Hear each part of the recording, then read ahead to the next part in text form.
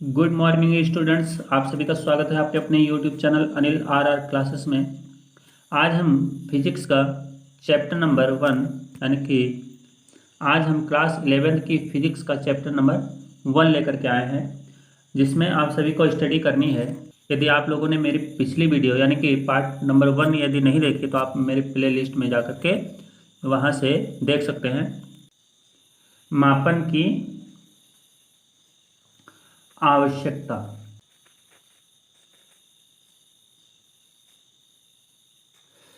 यानी कि दैनिक जीवन में हमें मापन की आवश्यकता जो पड़ी तो क्यों पड़ी। जैसे आप जाएंगे मार्केट में, कहिए हमको भैया भाई साहब 2 किलो आलू चाहिए, 2 किलो आलू चाहिए, तो उसने फट से निकाल के 2 किलो आलू दे दिया। लेकिन यदि अगर जो इसकी इकाई ना होती, मापन नाम की कोई चीज़ ना होती, तो वो आलू कुछ भी दे सकता था, एक थैला दे सकता था, 2 थैले भी दे सकते थे। तो कहने का मतलब मेजरमेंट हमारे दैनिक जीवन में बहुत ज़्यादा उपयोगी है। ठीक, अब एक चीज़ ध्यान देंगे। सबसे पहले हमारे दैनिक जीवन में 3 राशियां आई थीं। वो कौन कौन सी राशियां थीं? सबसे पहले आई थी लंबाई। कौन सी आई थी? लंबाई। फिर दूसरी आई थी द्रव्यमान। और तीसरी आई थी समय। ठीक, इस चीज़ को याद रखेंगे। अब इसमें लंबाई जो आई थी, तो अब इसमें प्रणाली कुछ बनी थी, यानी कि पद्धतियाँ, मात्रक की पद्धतियाँ। और पद्धतियाँ कौन कौन सी होती थी? सीजीएस आई। ठीक, और सीजीएस के बाद एफपीएस आई, याद रखेंगे। और एफपीएस के बाद एमकेएस आई, एमकेएस के बाद एसआई। ठीक, ये मतलब 4 मात्रक प्रणालियाँ आई, जिसमें सी का मतलब होता है सेंटीमीटर, जी का मतलब होता है ग्राम, और एस का मतलब होता है सेकंड। यानी कि सी जो है ना लंबाई का मात्रक है, जी क्या है? द्रव्यमान का मात्रक है, और एस आपका सेकंड का मात्रक है। और यहाँ पर एफ पी एस का मतलब होता है फुट, पाउंड और सेकंड। क्लियर? यहाँ एम के एस का मतलब होता है मीटर, किलोग्राम, सेकंड, और एस आई का मतलब होता है इंटरनेशनल सिस्टम। तो इस चीज़ को याद रखेंगे। लंबाई का सीजीएस पद्धति में मात्रक क्या होगा? सेंटीमीटर। और द्रव्यमान का सीजीएस पद्धति में क्या होगा? ग्राम। और समय का क्या होगा? समय का मात्रक क्या होगा? सेकंड। तो समय का मात्रक तीनों में क्या है? सेम है, सेकंड ही होगा। लेकिन लंबाई और द्रव्यमान का मात्रक चेंज होता रहेगा। ठीक है, जैसे लंबाई का सीजीएस पद्धति में सेंटीमीटर, लंबाई का फुट पाउंड सेकंड में यानी एफपीएस पद्धति में फुट होगा, और लंबाई के एमकेएस पद्धति में मीटर होगा। क्लियर है ना?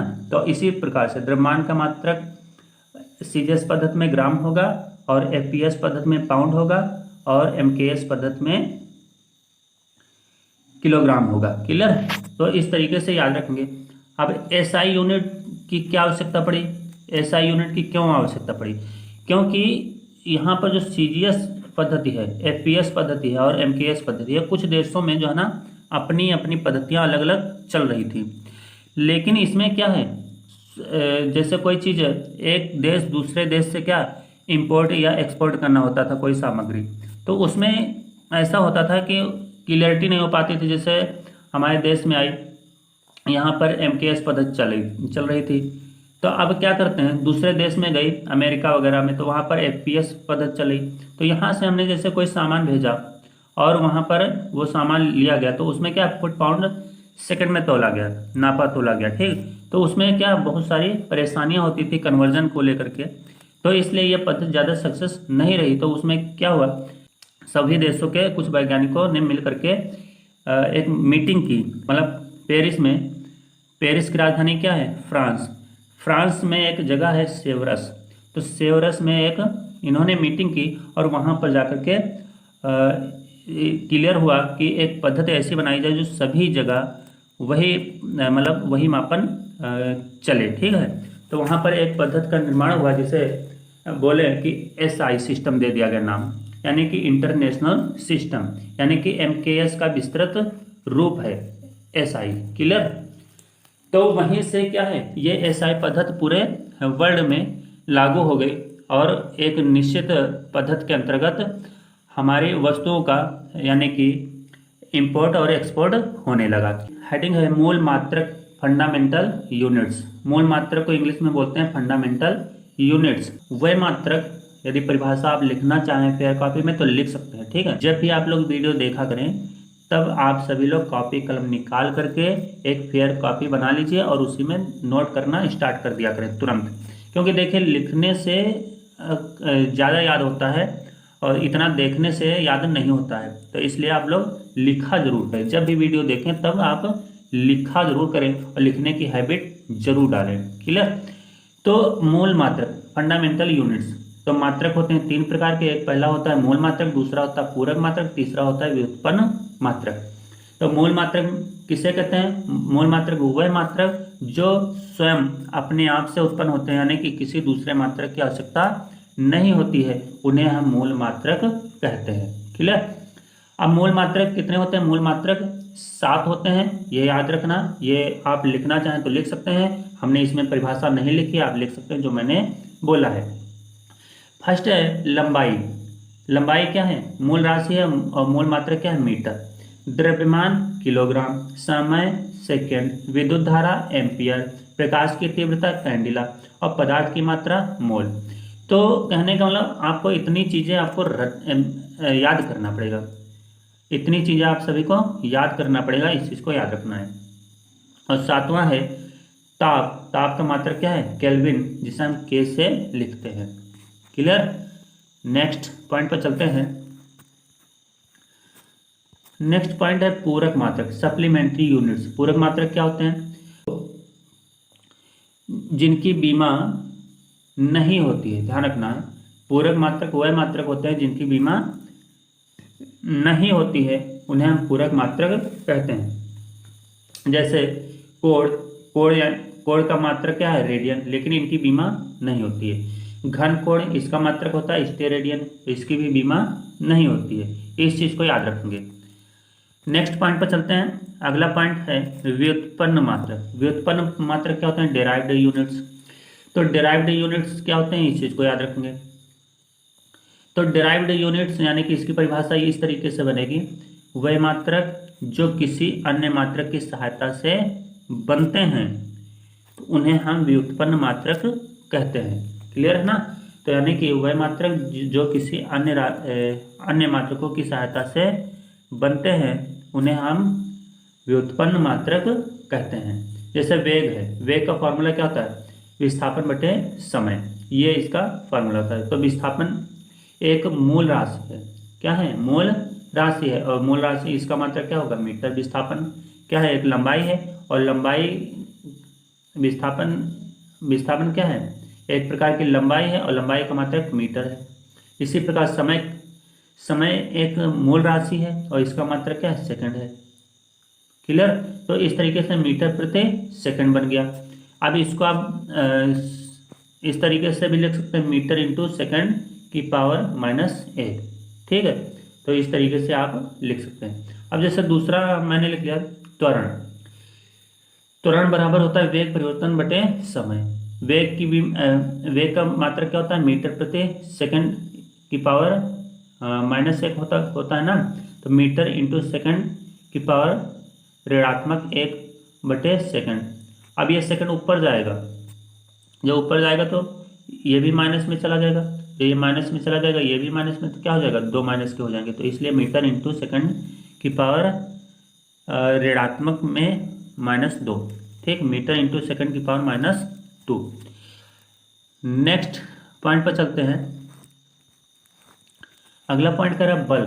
बल द्रव्यमान गुणे त्वरण होता है। द्रव्यमान का मात्रक क्या होता है? किलोग्राम। त्वरण का मात्रक मीटर प्रति सेकंड स्क्वायर होता है। ठीक है, लेकिन यहाँ इंटू में लिखा तो सेकंड की पावर -2 लिखा जाएगा।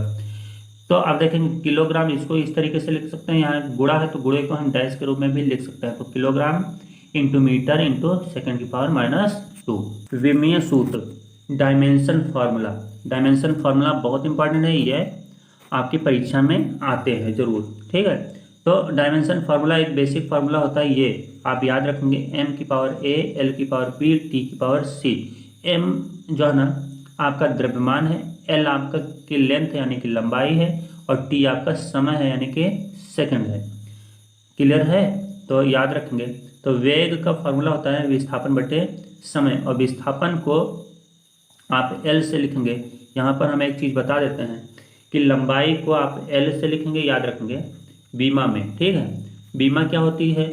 किसी खास राशि को किसी खास वर्ण में या अक्षर में व्यक्त किया जाए, किसी राशि को किसी खास लेटर में व्यक्त किया जाए, उसे हम उसकी बीमा कहते हैं, उसे हम उस राशि की बीमा कहते हैं।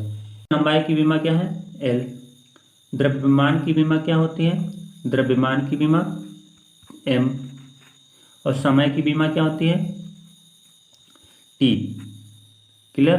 तो लंबाई की बीमा एल, द्रव्यमान की बीमा एम और समय की बीमा टी, ये याद रखना है। तो ये द्रव्यमान है, ये एल है, ये द्रव्यमान हो गया, ये लंबाई हो गई, ये समय यानी कि टी हो गया। क्लियर? तो इसको इस तरीके से व्यक्त कर लें। अब इसके बाद देखेंगे यहाँ पर विस्थापन को हमने क्या लिखा? विस्थापन एक प्रकार की लंबाई है ना, तो लंबाई की बीमा क्या होती है? एल, मैंने लिख लिया। समय की बीमा टी होगी, तो एल बाई टी, यानी कि इसको हम टी को ऊपर ले जाएंगे तो क्या टी की पावर -1 आएगा पावर में, तो हमने लिखा एल टी -1, ये आपका आंसर हो गया। लेकिन अब ये भी चाहो तो लिख सकता हूँ, क्योंकि एम की पावर 0 का मतलब होता है 1, तो वही बचेगा एल टी -1। क्लियर? तो याद रखेंगे। आगे चलते हैं। अगला त्वरण की बीमा। तो त्वरण की बीमा यानी कि फॉर्मूला इसका सबसे पहले पता होना चाहिए। देखिए, बीमा यदि आपको याद रखना है तो आपको सबसे पहले फॉर्मूले पता होना जरूरी है। क्लियर? तो यहाँ पर देखेंगे वेग की बीमा अभी अभी मैंने निकाला एल टी -1, तो हमने एल टी -1 डायरेक्ट यहाँ पर लिख दिया। अब समय की बीमा तो आप जानते हैं टी होता है, तो ये मैंने T1 लिख दिया। अब टी की पावर 1 लिखा हुआ है, ये ऊपर जाएगा तो माइनस में चली जाएगी पावर, तो क्या लिखा जाएगा? L T -2। क्लियर? तो याद रखेंगे एल टी -1 ये लिखा हुआ है। अब टी की पावर 1 ऊपर जाएगा तो इंटू में जाएगा, तो टी की पावर -1 के साथ जाएगा, तो ये टी की पावर -1, टी की पावर -1, जब आधार समान होते हैं तो घातें ऊपर की जुड़ जाती हैं, तो क्या बनेगा? L T -2। क्लियर? तो इस तरीके से आपको लिखना है। अब अगले फॉर्मूले पर चलते हैं। अगला फॉर्मूला क्या कह रहा है? बल होता है द्रव्यमान गुणे त्वरण। द्रव्यमान की बीमा होती है एम, त्वरण की बीमा अभी अभी मैंने देख निकाली है एल टी -2। वो दोनों राशियों की बीमाएं मैंने रख दी। इसके बाद यहाँ पर क्या कहते हैं, इसको एक ही बॉक्स में मैंने इसको लिख दिया, यानी कि एम एल टी -2 हो जाएगा। नेक्स्ट क्वेश्चन पर चलते हैं, नेक्स्ट पॉइंट पर चलते हैं। नेक्स्ट पॉइंट कह रहा है कि कार्य बराबर होता है बल इंटू विस्थापन। बल की बीमा एम एल टी -2, विस्थापन तो आप जानते हैं लंबाई है, लंबाई की बीमा एल होती है, तो वह मैंने लिखा। तो यहाँ से एल की पावर 1 यहाँ, 1 यहाँ, तो हो जाएगा एल की पावर 2। एम तो है ही है, लिखा ही रहेगा, और टी की पावर -2, तो मैंने यहाँ पर भी लिख दिया टी की पावर -2। अब इसी प्रकार से मोस्ट इंपॉर्टेंट पॉइंट, विमीय सूत्र के अनुप्रयोग, यानी कि जो विमीय सूत्र है इसका अनुप्रयोग कहाँ पर है किया जाता है, ये आपको इसमें अध्ययन करना है। भौतिकी समीकरण अथवा सूत्र की स्थापना की जांच, जो बीमा है उसमें आपको भौतिक समीकरण और उनके सूत्र की मतलब शुद्धता की जांच करने के लिए इसका उपयोग किया जाता है। फर्स्ट पॉइंट ये है। ठीक है, तो गति के द्वितीय समीकरण जैसे हमने लिखा है, s बराबर ut plus half A T का स्क्वायर या जी टी का स्क्वायर की जांच कीजिए, ये सही है कि गलत है, इसकी जांच करनी है। तो जांच करने के लिए सबसे पहले जितने ये राशियां दे रखी हैं इनको ये कंफर्म करो कि ये है क्या चीज़। ठीक है, तो हमने कहा एस आपकी लंबाई है, और लंबाई की बीमा आप जानते हैं m0 l t 0 होगा। ठीक है, m की पावर 0, l और t की पावर 0 होगी। अब जैसे u हमने लिखा, u यानी कि क्या है वेग की बीमा क्या होगी? m l t -1 होगी, तो m की पावर 0 होगी, l और t की पावर -1 होगी, ये आपकी योग की बीमा हो जाएगी। अब आगे चलते हैं, जैसे हमने कहा t की बीमा, t क्या है? समय की बीमा आप जानते हैं m0 l0 t। क्लियर? अब इसके बाद हमने कहा a यानी कि त्वरण की बीमा m l t -2। अब इसमें हमने लेफ्ट हैंड साइड लिखा और राइट हैंड साइड मैंने लिख लिया। राइट हैंड साइड की बीमा जो मैंने लिखी तो इसी बेस पर मैंने लिख दिया। ठीक, इसी बेस पर हमने कहा एस, तो राइट हैंड साइड में कौन है, यूटी है या लसारा है पोर्शन।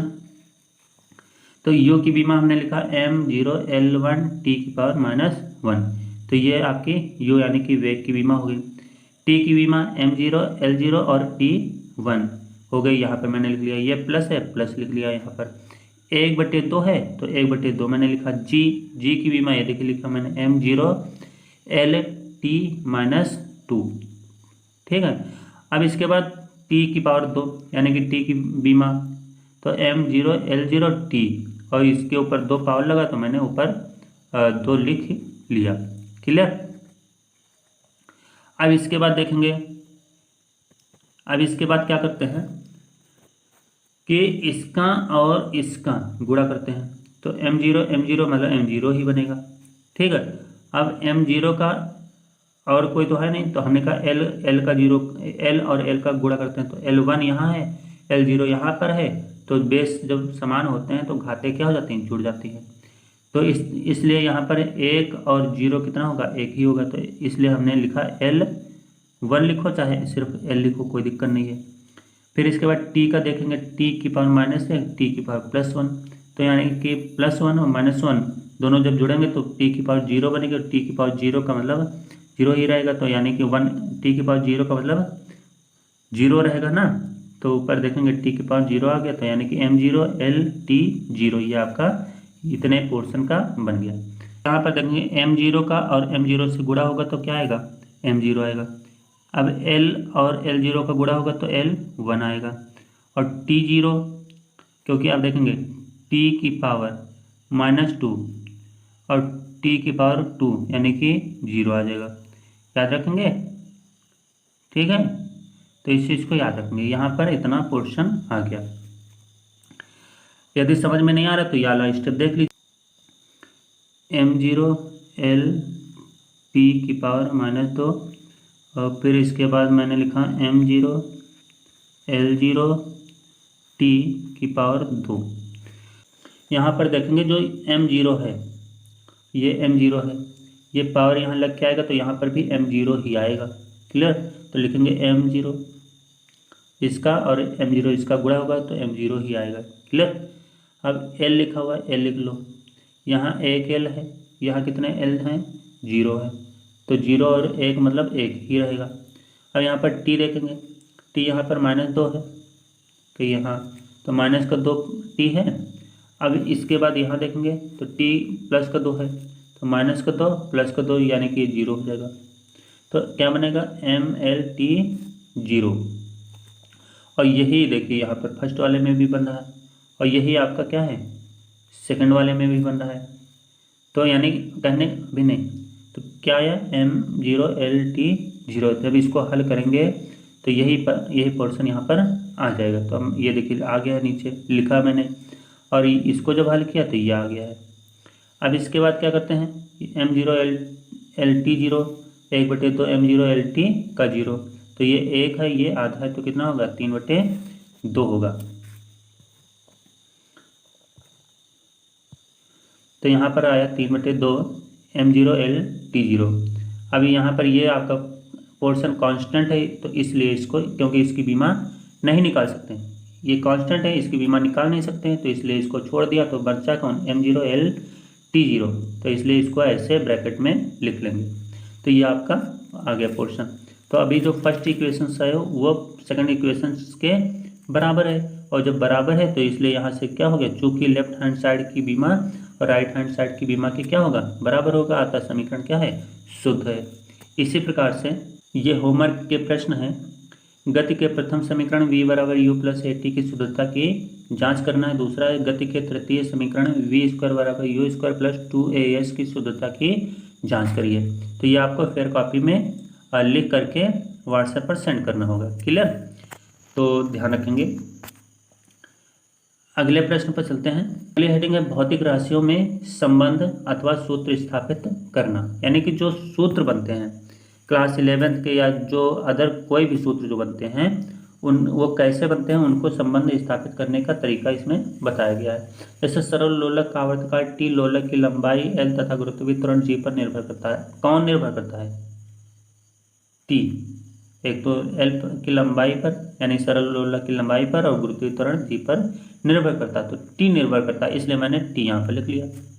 और जौन जौन निर्भर करते हुआ हमने एल इंटू जी के फॉर्म में, मतलब गुणा के फॉर्म में मैंने यहाँ पर लिख लिया। अब बाद में एक चीज ध्यान देना, जितने वर्ण हो उतने आप ए बी सी डी आप एफ जी एच तक लिखते चले जाइए। जैसे यहाँ पर दो राशियाँ तो दो में मैंने लिखा ए बी। अगर जो यहाँ पर एक और राशि होती है, जैसे मान के चलो सपोज दैट यहाँ पर एम होता है, तो यहाँ पर ये सी बन जाता है। क्लियर है? हमने कहा एक और राशि होती जैसे वाई होती, तो यहाँ पर ए बी सी लिखा हो, यहाँ पर डी बन जाएगा। तो कहने का मतलब इस तरीके से बढ़ता रहेगा। ठीक है, तो इस तरीके से आपका फॉर्मूला बढ़ता रहेगा और डेरिवेशन भी डिफिकल्ट थोड़ा हो जाएगा। तो इसलिए जितना पेपर में दे रखा है, मतलब जितना बुक में दे रखा है उतना आप लोग पढ़ते रहिए। आगे देखते हैं क्या दे रखा है। आगे दे रखा है, ये तो लिख लिया। इसके बाद टी बराबर के एल की पावर ए और जी की पावर बी, ये आ गया। ठीक है, क्यों? प्रोपोर्शनल हटा दिया, जब हटाया तो बराबर लगाया, बराबर लगाने पर ये कांस्टेंट लगता है। जब भी अनुक्रमानुपाती का साइन होता है तब ये कांस्टेंट जरूर लगता है। तो टी की बीमा अभी m0 l0 t अभी लिखाए है ना, दिखाए हैं। इसके बाद एल की बीमा होते हैं m0 l t0 और जी की बीमा m0 l t की पावर -2। ये सारी बीमाएं आप लोग याद रखिए। हम आप लोगों को एक सजेशन दे रहे हैं कि आप लोग वीडियो कंप्लीट देखें और वीडियो को कभी भी स्किप ना करें और घर में बैठ के हमेशा पढ़ाई करते रहें। घर में बैठकर हमेशा पढ़ाई करते रहिए। समीकरण फर्स्ट से देखेंगे, m0 l0 t की पावर -1 बराबर m0 l t0 a और m0 l t -2 की पावर b। ये आपको ध्यान से मल्टीप्लिकेशन करना है, ध्यान से। यहाँ पर m0 ये जैसे था वैसे ही मैंने यहाँ पर नोट कर लिया। इसके बाद m0 और m0 का गुणा होगा तो क्या होगा? m0 ही आएगा। और l, यहाँ पर l की पावर a है, यहाँ पर l की पावर b है, तो l a प्लस b। यहाँ पर t की पावर 0 है की पावर a है, तो यहाँ पर t की पावर -2 है और b है, तो ये मैंने यहाँ से नोट कर लिया। ठीक है, अब m l तथा t के घातों की तुलना करने पर, घातों की जब तुलना की तो a प्लस बी बराबर 0 और -2 बराबर 1/2। ठीक है, चलिए आगे चलते हैं। आगे क्या दे रखा है? आगे जितनी राशियाँ थी उनको हमने a प्लस बी के फॉर्म में लिख लिया। a प्लस बी बराबर 0, तो अब -2b बराबर 1, b बराबर -1/2, क्योंकि b का मान हमने उठा के इसमें रख दिया था। अब हमने कहा a बराबर -1/2 0, और इसके बाद a बराबर इम्प्लाई दैट कह सकते हैं 1/2, ये आपका सही है। सबसे यानी समीकरण फर्स्ट में दे रखा है t बराबर k l की पावर ½ g की पावर -½ और इसके बाद यहाँ से क्या करते हैं, जो माइनस वाली घात है वो नीचे ले जाते हैं, नीचे ले गए। इसके बाद l की पावर 1/2, g की पावर 1/2 मैंने लिखा। इसके बाद देखा ये इसकी आधी पावर, इसकी भी आधी पावर है, तो ऐसा करते हैं पूरे की आधी पावर लगा देते हैं, जहाँ k बराबर आपका 2π है। ठीक है, तो आज की वीडियो हम यहीं पर समाप्त करना चाहेंगे। और यदि आप लोगों ने वीडियो हमारी नहीं देखी है ढेर सारी, तो आप हमारी प्लेलिस्ट में जा कर के बहुत सारी वीडियो पड़ी हैं, आप वहाँ पर देख सकते हैं। तो आज की वीडियो कैसी लगी आप लोग जल्दी से कमेंट करना है। और कमेंट करने के लिए आपको एक प्रश्न हम दे रहे हैं। प्रश्न ये है कि गुरुत्वाकर्षण जी की बीमा क्या होगी?